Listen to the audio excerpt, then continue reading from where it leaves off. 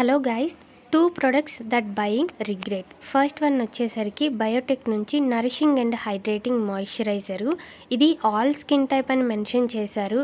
ఇది cream base product, but దీన్ని blend చేయడం కొంచెం కష్టమే అండ్ చూడ్డానికి లైట్ వెయిటెడ్గా అనిపిస్తుంది. కానీ వన్స్ ఇది బ్లెండ్ చేసిన తర్వాత ఆయిలీనెస్ అయితే బాగా వస్తుంది అండ్ అలానే కేకీగా వైట్ కాస్ట్ అనేది వస్తుంది.